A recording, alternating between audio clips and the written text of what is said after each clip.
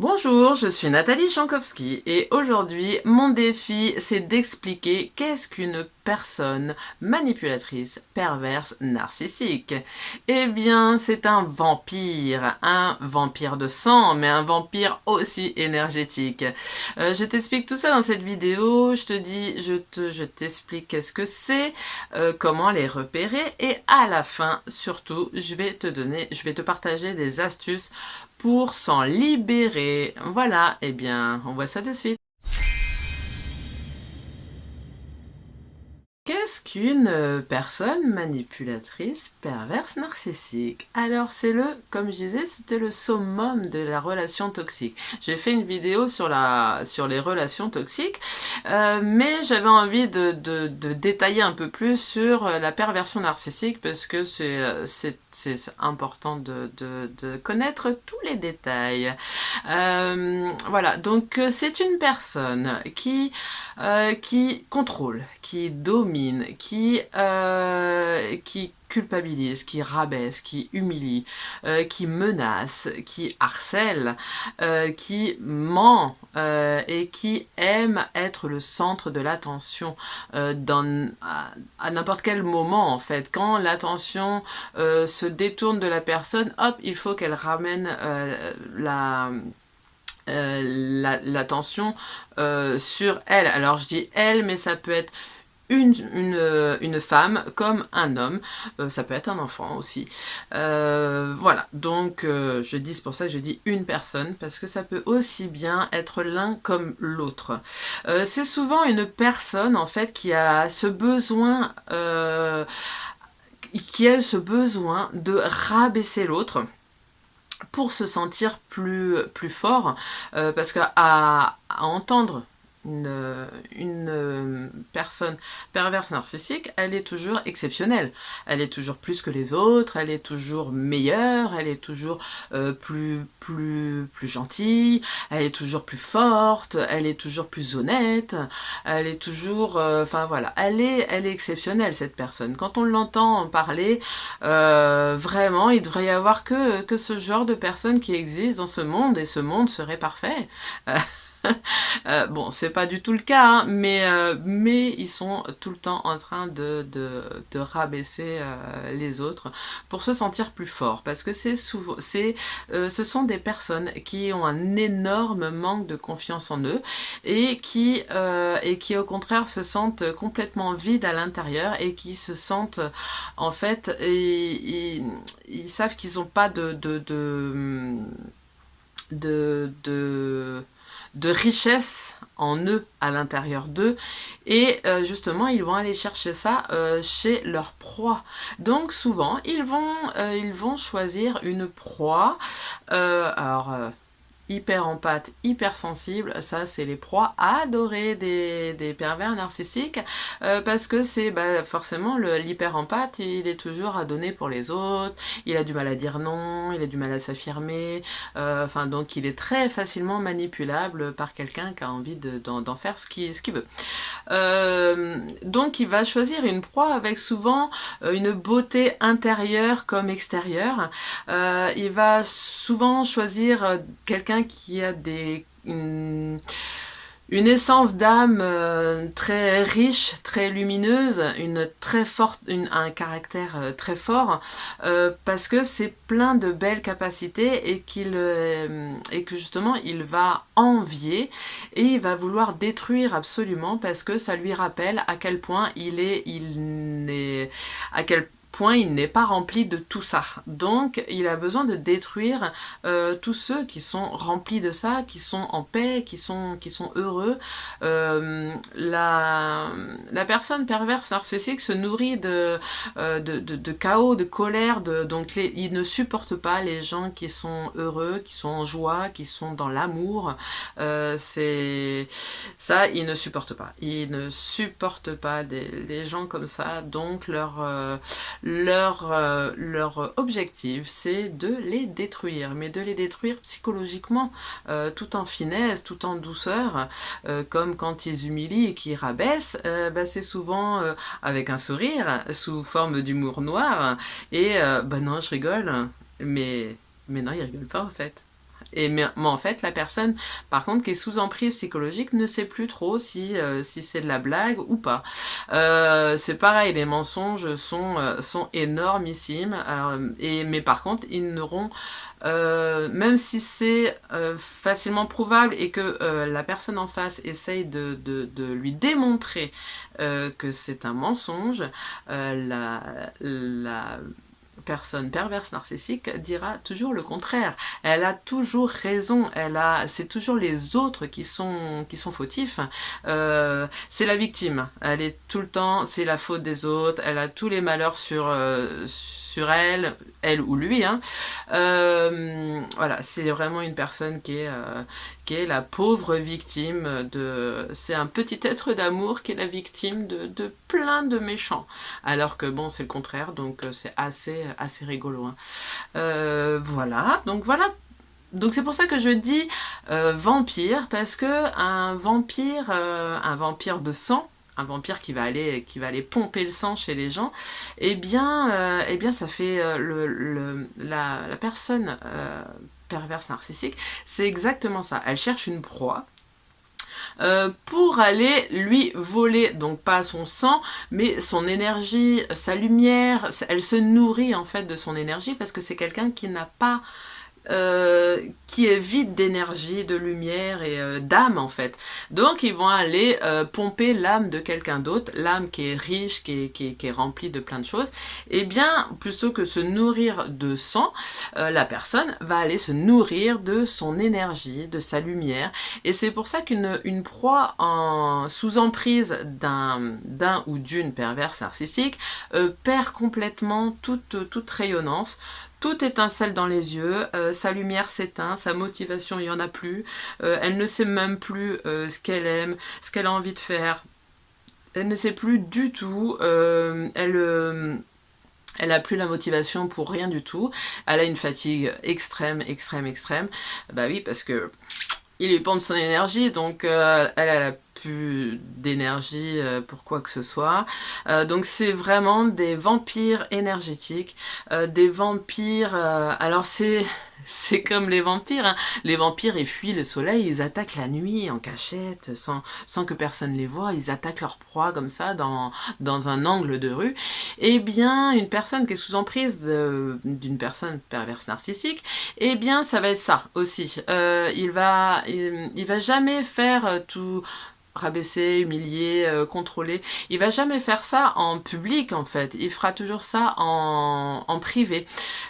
Du coup, les personnes qui sont autour ne sous-estiment absolument pas tout ce qui se passe en privé. Souvent, c'est des personnes qui paraissent super. Oh bah ok, qu'est-ce qu'il est cool celui-là. Oh bah elle, c'est une super nana. Hein. Et en fait, eh bien non, c'est un masque qu'ils représentent en public, et en privé, ils ont vraiment une deuxième facette. Et c'est là, quand ils sont en privé, qu'ils enlèvent leur masque et on a la deuxième facette qui apparaît. Eh bien, le vampire, c'est ça. La journée, il peut pas sortir, il est obligé de se cacher avec le soleil. Donc là, on pourrait dire que c'est les personnes, justement, enfin les autres personnes autour. Et il attaque la nuit en privé, eh bien... pour sucer le sang des personnes, eh bien le vampire énergétique, c'est ça, il va agir en privé pour pouvoir pomper toute l'énergie, pour passer de joie à colère, enfin pour faire passer sa proie de joie à colère, pour avoir un flou mental et psychologique. Et en fait, c'est presque la proie qui va se dire mais c'est pas possible, je vais pas bien, c'est pas possible. C'est la proie qui va se remettre en question, à se dire mais il y a un truc qui va pas, et c'est peut-être ça vient peut-être de moi. Bon, après, parce que le PN fait en sorte aussi que la proie se remette en question et qu'elle finisse même par croire que ça vient d'elle. Voilà, bah, en tout cas, il vampirise l'énergie, il vampirise la lumière, il vampirise l'âme de la personne.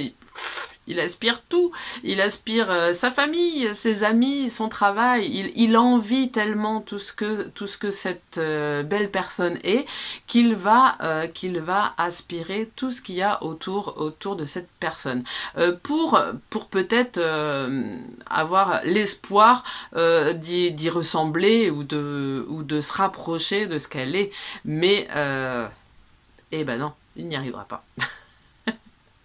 Comme le vampire qui se nourrit de sang, et ben le PN se nourrit de colère, de rage, de pleurs, de tristesse. C'est quelqu'un qui aime le chaos. Et en fait, c'est quelqu'un qui va souvent semer le chaos dans les familles, dans les groupes d'amis, dans les couples aussi, dans les entreprises aussi. Voilà, c'est vraiment une personne qui se nourrit de toutes ces énergies plutôt lourdes et plutôt souffrantes. Et voilà, donc il vampirise tout. Donc la famille, les amis, le travail, il vampirise tout, parce qu'il veut absolument détruire sa proie et il veut presque devenir sa proie. Il en est presque à croire à sa réalité qu'il est sa proie. C'est vraiment, bon, psychologiquement c'est quand même compliqué, mais c'est vraiment ça. Il jalouse tellement qu'il va copier tous les comportements, les mots, tout de sa proie. Les amis de sa proie vont devenir ses amis, sa famille va presque devenir sa famille. Vraiment, la proie se retrouve complètement isolée et presque l'entourage croit que c'est la proie justement qui est manipulatrice, perverse, narcissique, parce que justement c'est ce que cette personne fait tourner justement pour pouvoir se faire passer pour quelqu'un de bien justement et la pauvre victime. Voilà, en gros, on pourrait parler pendant des heures, mais en gros c'est ça, c'est vraiment mais c'est quelqu'un à fuir hein, en tout cas.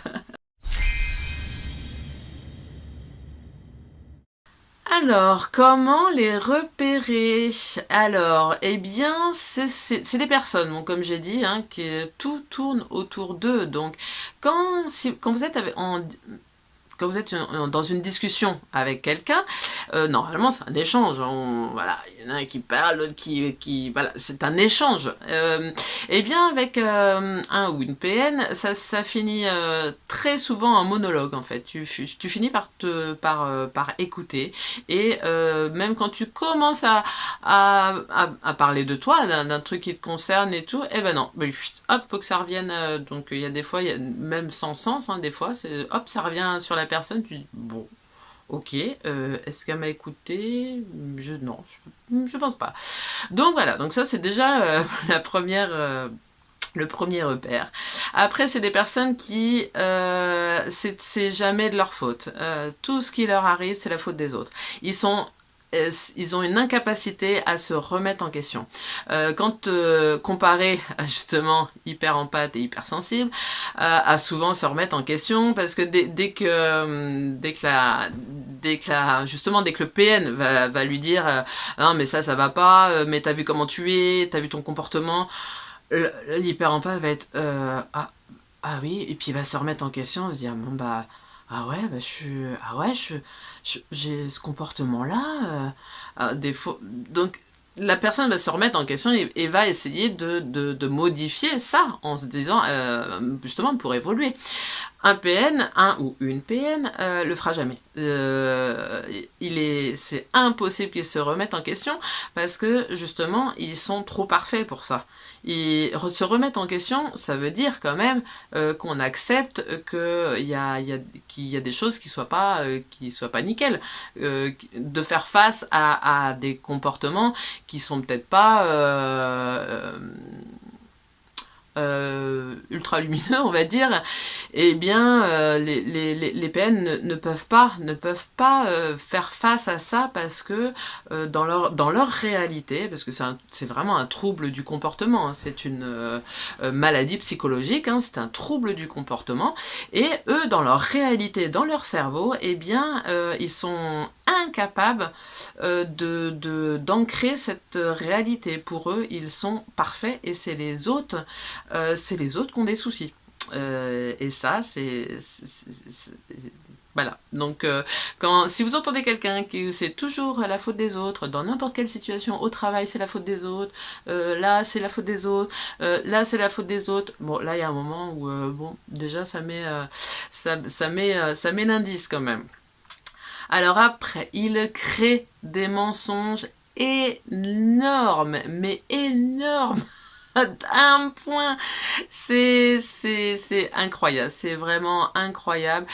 Quand on les voit faire, c'est vraiment incroyable. Ils sont capables de créer des mensonges énormes pour pouvoir détruire justement leur proie.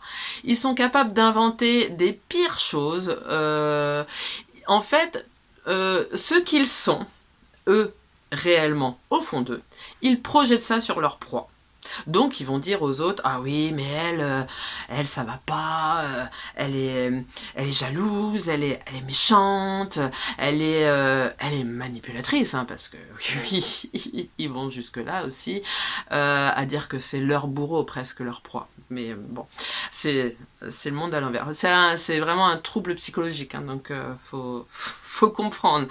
Mais ils sont capables d'inventer la proie est capable d'entendre des choses qu'elle ne savait absolument pas sur elle et qu'elle découvre.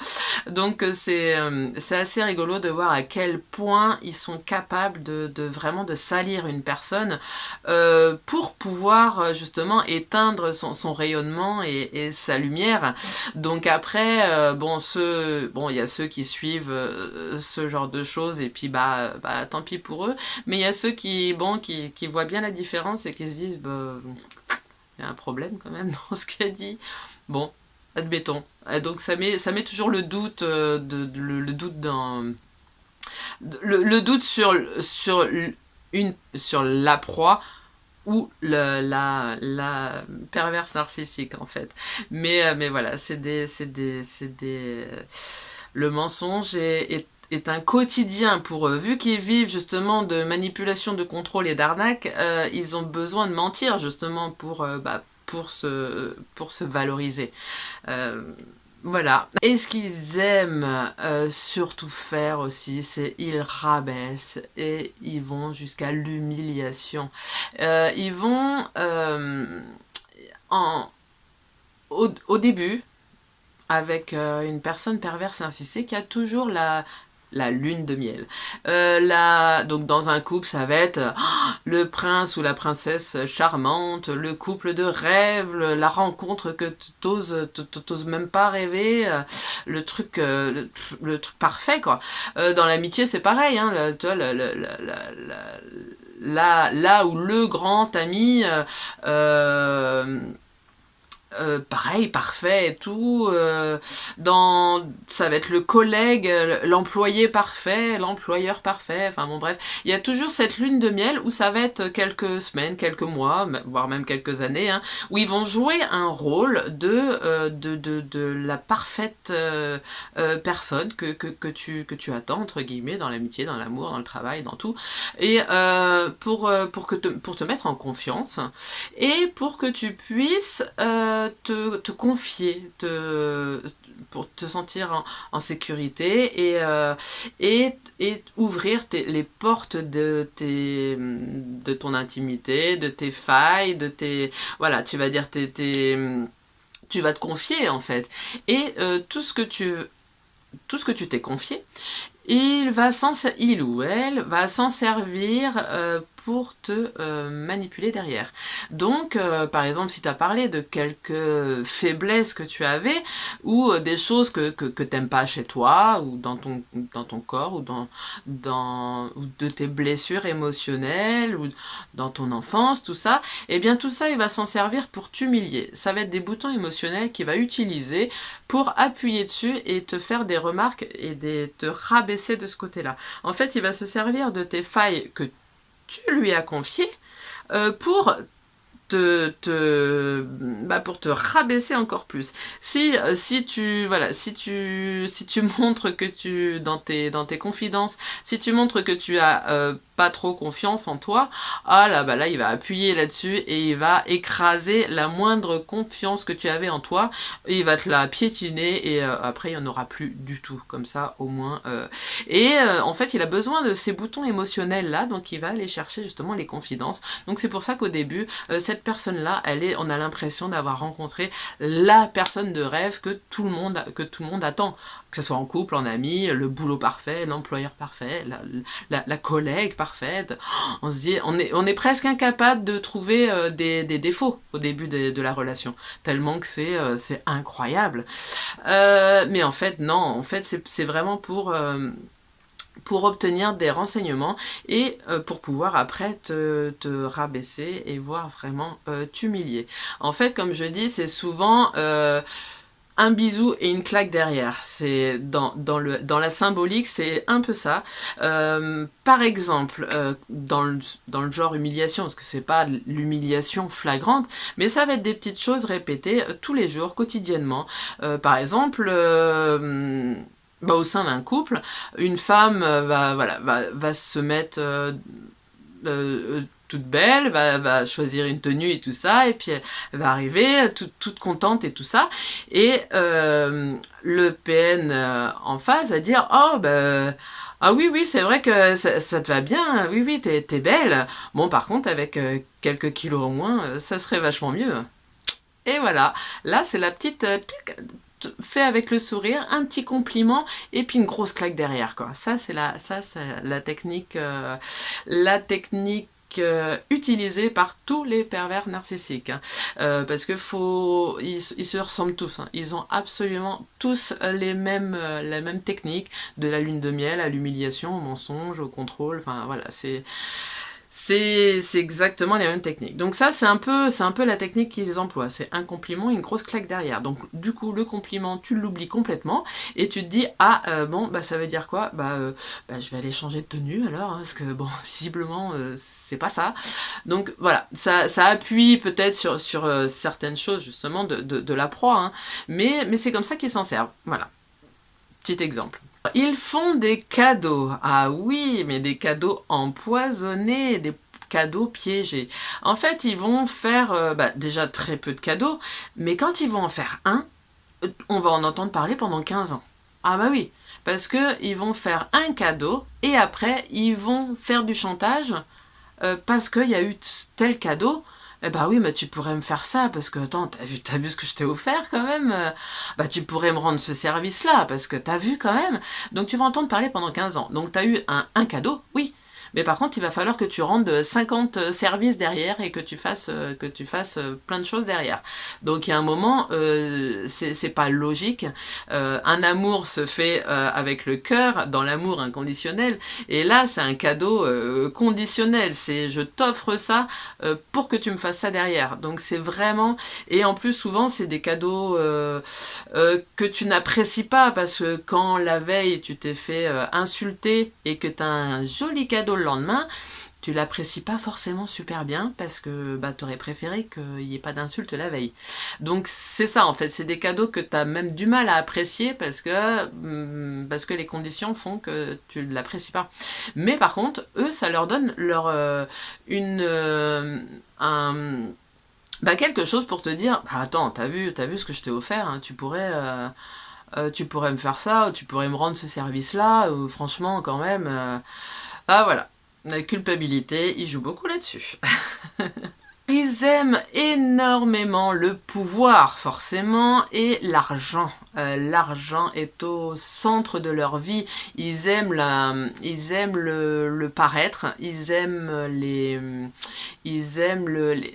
biens matériels, les voitures, beaucoup, c'est beaucoup voitures et argent.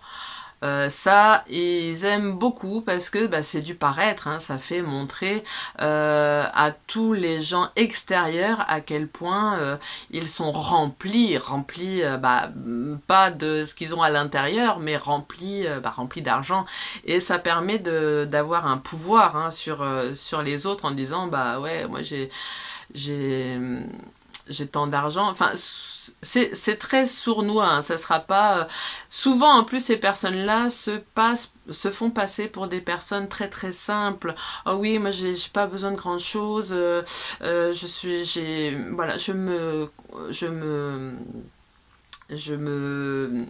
me contente de peu. Alors que, pareil, on te sortira une phrase derrière où oh bah non, mais ce véhicule-là, ça coûte rien du tout. Toi qui es en face, tu sais que le prix que ça coûte, toi ça te paraît énorme, mais lui te dit, bah non, non, enfin lui ou elle, il dit non, non, bah ça coûte rien. Donc voilà, là, c'est pas très cohérent avec ce qu'il dit juste avant en fait. Quelqu'un qui se contente enfin, qui n'est pas sur l'argent, il va se contenter plutôt de partage avec les gens, de richesse, mais de richesse non matérielle. Là, eux, c'est vraiment le matériel qui prime avant tout et le pouvoir. Donc, voilà. Justement, eh bien, il y a une grande dissonance entre ce qu'ils disent et ce qu'ils font. Quand on commence à bien observer tout ça, eh bien, il y a vraiment un fossé entre ce qu'ils disent. Donc, ils sont un être d'amour, ils sont honnêtes, ils sont tout parfaits, tout bien. Et quand tu regardes ce qu'ils font, tu dis... on n'a pas la même définition, je pense. Et c'est là que bah, tu commences à te dire, là, il y a un problème quand même. Il se justifie d'être toujours quelqu'un de bien. Quelqu'un de bien, réellement, n'a pas besoin de se justifier tout le temps auprès des autres pour se dire ah moi je suis bien, ah moi je suis honnête, ah moi je suis une empathe, ah moi je suis un être d'amour. Vraiment, les gens qui sont bienveillants et dans le cœur n'ont pas besoin de se justifier qu'ils sont bien. Et eux, par contre, ils ont besoin tout le temps de se justifier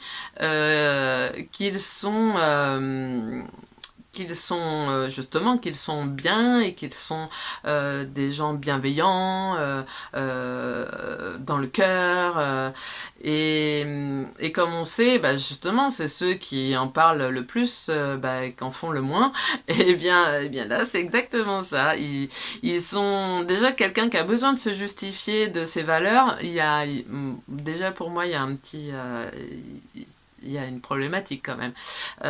Donc c'est comme s'ils avaient besoin de montrer à l'autre à quel point ils sont comme ci, comme ça, pour être sûr qu'on les croit.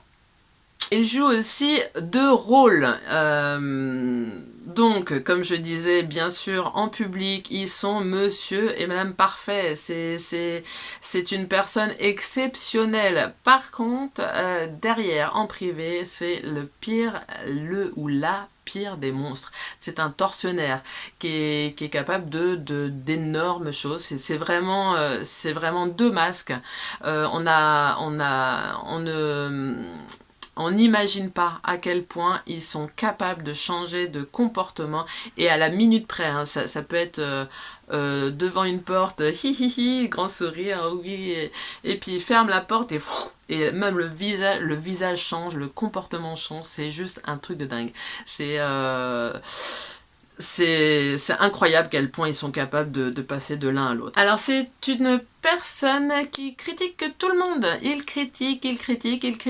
Dès qu'ils sont en discussion avec des personnes, ils critiquent les autres. Mais quand ils sont avec les autres, bah, ils critiquent les autres. Et quand ils critiquent les autres, ben ils critiquent les autres.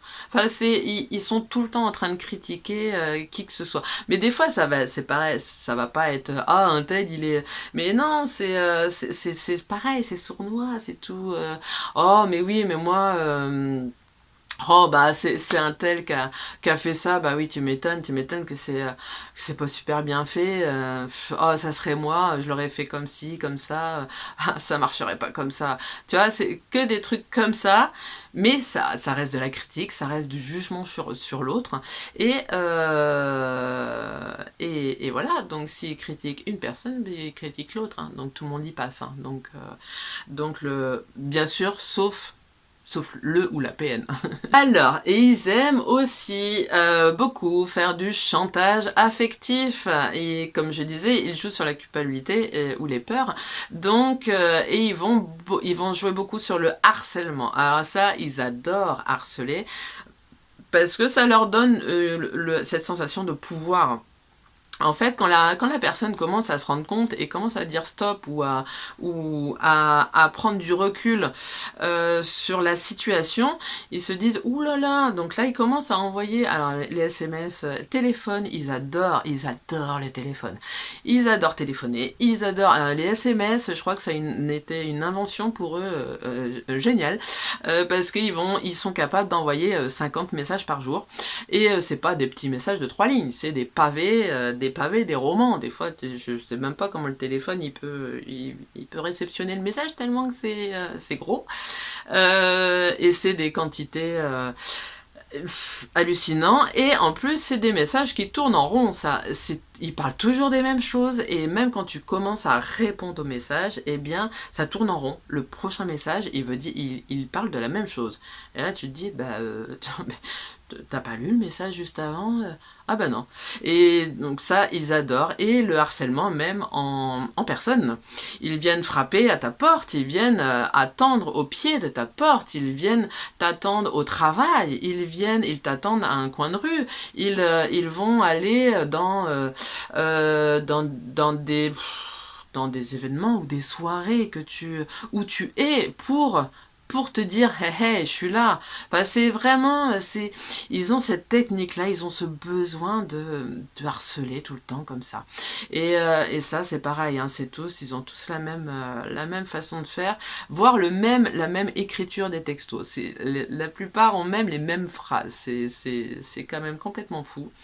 Et donc voilà, donc le harcèlement surtout quand la personne est sortie de la relation, notamment j'allais dire en couple, mais non, en amitié ça peut être aussi pas mal, mais quelqu'un qui est sorti vraiment de la relation, elle va avoir un moment où elle va être harcelée, mais plus quoi, quitte à des fois ça se finit même à la gendarmerie à porter plainte et tout, parce que tellement ça en devient très oppressant. Et puis bah il y en a qui ne supportent pas l'échec, parce que le PN quand il est sur sa proie, c'est une victoire. Donc il ne supporte pas l'échec. Donc là, si la personne est partie, bien là, il ne supporte pas. Et des fois, il y en a qui peuvent commencer... il y en a qui s'arrêtent à la violence psychologique, mais d'autres aussi qui vont aller jusqu'à la violence physique. Donc voilà. Voilà, ils peuvent pas mal déborder, quoi. Voilà, bon, pour résumer, hein, parce que je pourrais encore en dire d'autres, mais voilà, en gros, c'est les grandes lignes de ce trouble du comportement. Par exemple, pour le vampire, là, eh bien, comme je dis, il attaque en privé, il pompe son sang, eh bien, le ou la PN vont se nourrir, pas de sang, mais de chaos, de rage, de pleurs, de tristesse, ils ont besoin, donc souvent ils vont créer du chaos autour de leur proie, du chaos dans les groupes d'amis, dans la famille, dans le travail, ils vont créer du chaos partout pour vraiment détruire toute la vie de la proie au plus possible. Donc du coup le chaos tourne souvent autour d'eux parce que justement ils se nourrissent de ça. Comme le vampire du sang, et eh bien eux ils se nourrissent de chaos. Alors, comment s'en libérer? Eh bien, alors déjà, c'est de pouvoir les détecter le plus tôt possible. Quand tu vois qu'il y a un truc un comportement qui est pas ok, ou c'est pas, ou ça dépasse tes limites, ou ça te respecte pas, là, faut dire stop le plus tôt possible, parce que plus tu laisses faire, et plus ça s'intensifie. Donc, déjà, c'est ça. Après, c'est si tu es en face sous emprise d'une personne perverse narcissique, c'est de fuir parce que de toute façon tu vas t'épuiser en explications qui vont tourner en rond, et il y aura jamais d'écoute en face, parce que de toute façon il n'y a pas de prise de recul, donc de toute façon ça n'avancera pas. Donc toi tu vas t'épuiser dans des explications, dans des discussions qui peuvent durer 2 heures, 3 heures, 4 heures. Tu vas t'épuiser, tu vas prendre de ton temps déjà pour faire ces longues discussions, enfin non pas discussions, monologues, écouter des monologues, où tu vas prendre du temps aussi pour répondre à tous ces textos que tu as envie de répondre, parce que tu te dis oh là là mais c'est n'importe quoi. Et ben en fait non. Vraiment, parce que ça te donne rien à part prendre de ton temps et de ton énergie. Il n'y aura jamais d'écoute en face. Donc ça, il est bien de stopper et de fuir, tout simplement. Parce que de toute façon, il n'y a que comme ça que ça marche, parce qu'ils ne supportent pas d'être ignorés. Ils ne supportent pas l'ignorance. Donc si tu ne réponds pas, ou si tu rentres pas dans leur jeu, parce que justement eux ils veulent juste te faire réagir, ils veulent une réaction émotionnelle, donc souvent c'est plutôt colère ou pleurs. Bien sûr ils vont pas te ils vont pas vouloir que tu réagisses avec de la joie, non surtout pas. Donc ils cherchent une réaction émotionnelle. Donc plus tu leur donnes de colère, plus tu leur donnes d'explications, de temps, d'énergie, et plus ils sont contents, parce que plus ils ont l'emprise sur toi. Donc quand tu comprends ça, c'est que là tu dis ah ok, eh bien je vais faire tout le contraire. Et vu qu'ils n'ont plus d'attention, eh bien, ils vont chercher une autre proie. Parce que ce n'est plus très intéressant, parce que le jouet, il répond plus. Il marche plus dans leur tactique. Donc voilà. Donc c'est fuir et ignorer. Et les bloquer de ta vie, les bloquer, ne plus donner accès à quoi que ce soit de ta vie, les réseaux, enfin tout, tu bloques tout, parce que voilà, ils fouinent partout, les réseaux, ils adorent, ils regardent, ils fouinent. Donc voilà, faut bloquer tout, ton téléphone aussi, enfin voilà, il faut tout bloquer. Et puis bien surtout, il faut apprendre à s'affirmer, parce que bien sûr la personne donc perverse narcissique, elle est comme elle est, c'est un trouble du comportement, et ça on va pas pouvoir là ou le modifier, parce que c'est une personne qui a ce trouble et c'est comme ça. Mais par contre, toi, tu peux modifier ta réaction face à ce comportement. Justement, c'est là que tu vas travailler sur toi pour te dire, mais pourquoi j'ai toujours affaire à ce même schéma répétitif? Pourquoi j'ai toujours des personnes toxiques dans ma vie? Pourquoi je n'arrive pas à dire non? Pourquoi je n'arrive pas à m'imposer? Eh bien, c'est là que tu vas aller travailler ce qu'on appelle le travail sur soi. C'est là que tu vas conscientiser tes croyances limitantes, tes blessures émotionnelles, la source de tout ça. Donc, tu vas pouvoir, en faisant tout ce travail-là, tu vas pouvoir te libérer de tes croyances limitantes, et tu vas pouvoir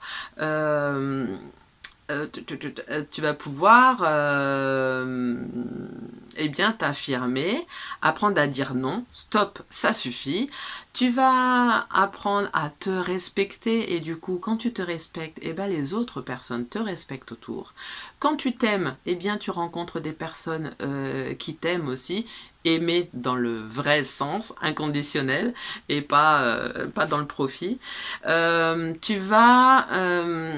Eh bien, tu vas apprendre aussi à mettre des limites saines. Bah ça c'est chouette parce que quand quelqu'un dépassera tes limites, là de suite tu diras ah non.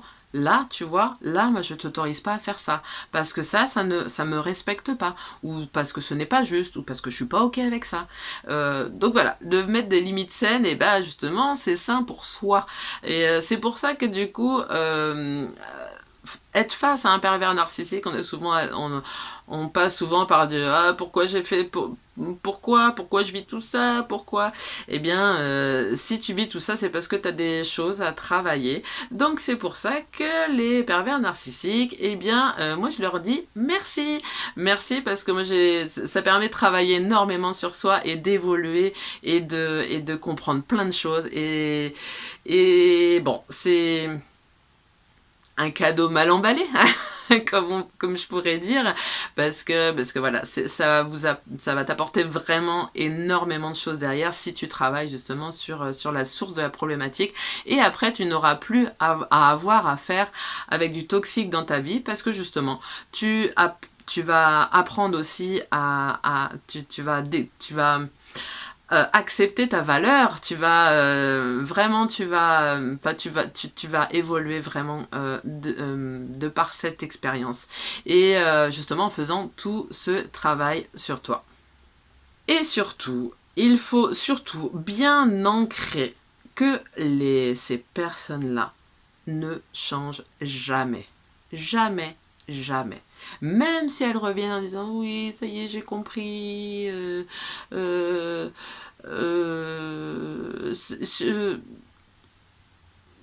mais j'ai compris, ça y est, je me suis remis en question, j'ai beaucoup travaillé sur moi, hein, je suis plus la même personne et tout, parce que souvent, bien, on réessaye parce qu'on se dit ah bon parce que on voit toujours le bon côté des personnes et on se dit bon écoute pourquoi pas et c'est là que tu retombes et là tu rechutes et là tu dis oh non mais en fait cette personne n'a pas changé du tout, donc c'est vraiment non, même quand on croit que c'est possible, mais non il reste comme ça et en plus quand ça rechute souvent c'est encore pire et là c'est même chantage au suicide pour pas que tu partes, enfin c'est souvent quand tu y retournes en plus t'es encore plus dans une situation encore plus compliquée parce que ils vont monter le niveau encore du chantage et du harcèlement encore plus.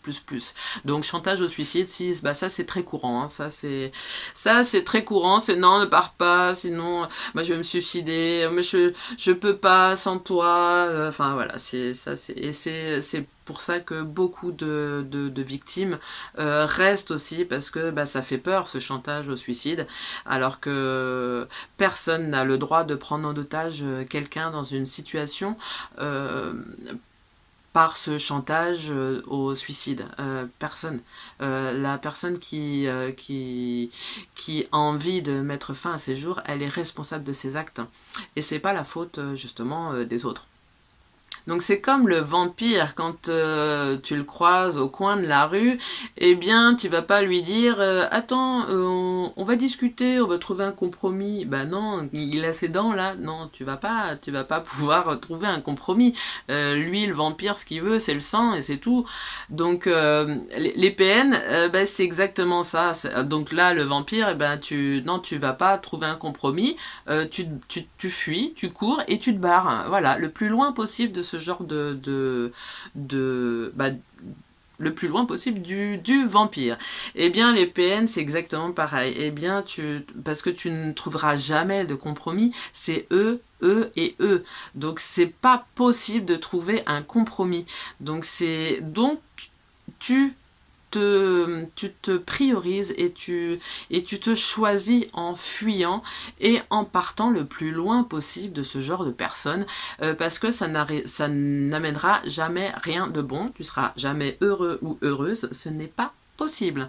Donc voilà, tu te barres, tu dis non, stop, ça suffit, tu bloques tout accès à ta vie et tu travailles sur toi justement pour ne plus avoir de personnes toxiques dans ta vie.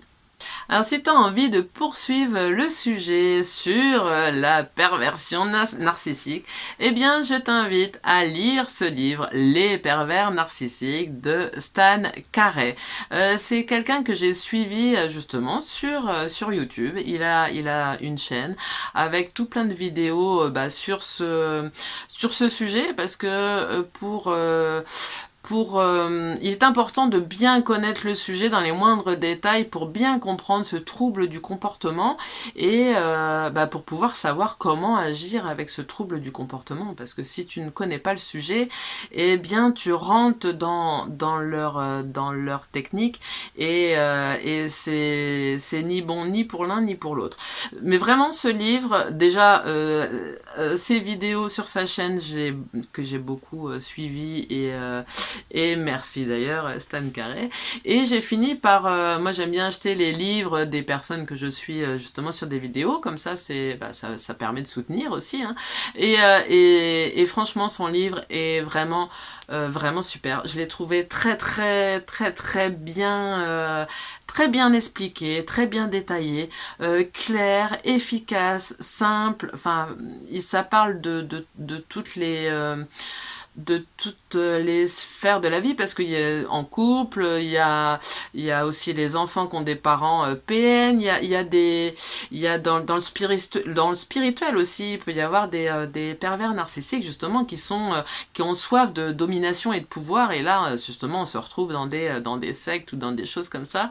Et bien parce qu'il y en a partout hein, dans tous les milieux et même moi, j'en ai rencontré justement dans le spirituel et là on voit bien justement cette notion de pouvoir et vraiment dans ce livre il parle vraiment de tout plein de choses, comment le vivre, les différentes